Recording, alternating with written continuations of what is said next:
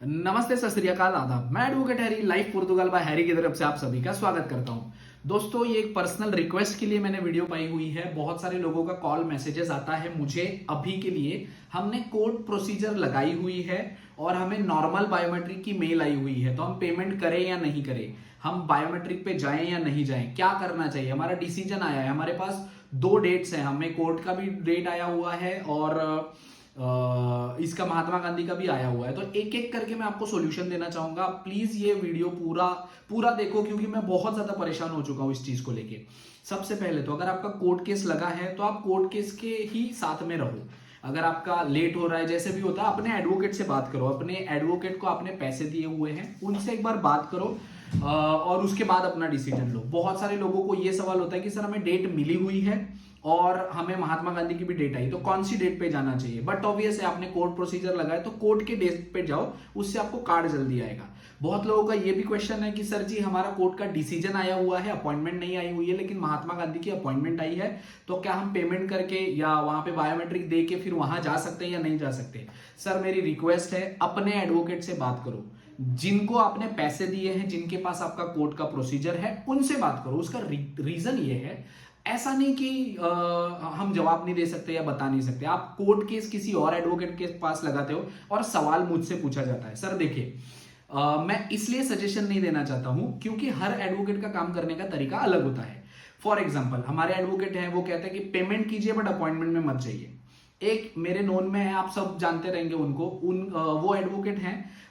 उनका ऐसा है कि आप बायोमेट्रिक करवा लो और बायोमेट्रिक करवाने के बाद जो 24 घंटे में मेल आती है वो दे दो, हम आपका कोर्ट केस का जो है वो फिनिश करके आपको कार्ड जल्दी दिलवा सकते हैं। वो उस एडवोकेट का काम करने का तरीका है। मेरे पास ऐसे भी क्लाइंट आए जिनके एडवोकेट ने मना किया है कि आप पेमेंट ना करो अगर कोर्ट प्रोसीजर आपका लगा हुआ है तो हर एडवोकेट का काम करने का तरीका अलग होता है। कल को आप मुझसे पूछोगे, आपने कोई स्टेप उठाया और कल को आपका कुछ काम खराब हो गया, तो कल को मैं तो रिस्पॉन्सिबल हूं नहीं, मैं तो सीधा हाथ खड़े कर लूंगा या कोई भी दूसरा एडवोकेट हाथ खड़ा कर लेगा। बट आपको हेल्प करने वाला आपका एडवोकेट होगा। तो बेहतर यह है कि आप आपके एडवोकेट को पूछो जिनके पास आपने कोर्ट केस लगाया कि करना क्या है, जाना है, नहीं जाना है, रुकना है, डेट के लिए रुकना है या अपने डेट पे जाना है। जिन जिन लोगों को कोर्ट की तरफ से डेट आई है उनको तो श्योर शॉट अपने कोर्ट के डेट पे जाना चाहिए, महात्मा गांधी में नहीं जाना चाहिए।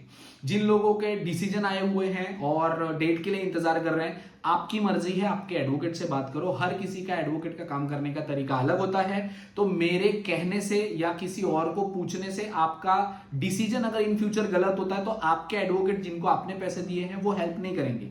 समझ रहे हो कि आपने किसी और का सुना, आप जाओ उनसे हेल्प मांगो, ऐसे कह सकते हैं। तो ट्राई टू अंडरस्टैंड। मैं रिक्वेस्ट करता हूं, मुझसे ये सवाल ना पूछे जाए कि सर हमने कोर्ट केस कहीं लगाया हुआ था, हम क्या करें।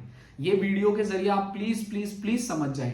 उसमें मैं नहीं आपको कोई सजेशन देना चाहता। हालांकि यहाँ पे कोई भी एडवोकेट अपने दूसरे एडवोकेट के केसेस में सजेशन नहीं देता, देना ही नहीं चाहता, किसी और के केस में वो इन्वॉल्व नहीं होना चाहता। तो प्लीज मुझसे ये सवाल ना पूछे, ना मुझे इस रिलेटेड अगर आपको कोई भी क्वेरी रही तो मुझको कॉल ना किया करो, ना मैसेज किया करो। आई रिक्वेस्ट, क्योंकि इसमें कोई भी सजेशन मैं नहीं दे पाऊंगा आपको। और आपको अपने एडवोकेट से ही पूछना चाहिए जिनके पास आपने कोर्ट केस लगाया हुआ है। वो रिस्पॉन्ड नहीं कर रहे हैं, वो पैसे मांग रहे हैं, वो आपका लुकआउट है, वो मेरा लुकआउट नहीं है। इसमें मैं कुछ हेल्प ही नहीं कर सकता। वो आपका डिसीजन था उस एडवोकेट के पास जाना, आप उनसे बात करो। बाकी मेरे क्लाइंट जो हैं उनको तो मैं मेरे हिसाब से दूंगा, क्योंकि मुझे तो पता है ना कि उनको एट द एंड मैंने उनका कोर्ट केस करवा के सारी चीजें उनको देनी है, तो उसमें मेरी रिस्पॉन्सिबिलिटी बनती है। आपके केस में आपके एडवोकेट की रिस्पॉन्सिबिलिटी बनती है, जिनको आपने कोर्ट केस दिए हैं और पैसे दिए हैं। तो आप उनसे प्लीज प्लीज प्लीज उनसे सजेशन लिया करो, मुझसे सजेशन ना लिया करो। मैं इसमें कोई भी हेल्प नहीं कर सकता। Please, it's an humble request.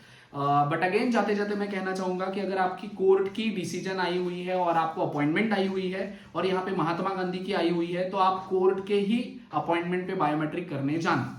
ठीक है। एक और सवाल भी आता है जिसमें ये पूछते हैं, सर हमारी कोर्ट के डिसीजन आए या है बट अभी डेट नहीं आई है। बहुत लोग बायोमेट्रिक करवा के आ जाते हैं महात्मा गांधी में और उसके बाद उनको कोर्ट की डेट आती है। तो ऐसे लोगों ने क्या करना चाहिए, आप अपने एडवोकेट से पूछे जाइए। मेरा सजेशन मेरे क्लाइंट्स को ये है कि आप वहां पे जाकर एक बार जरूर आए। वहां पर अगर जाकर आते हैं तो ज्यादा बेहतर होता है आपके लिए।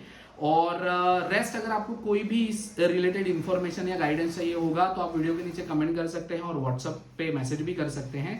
Rest, thank you so much, thank you so much.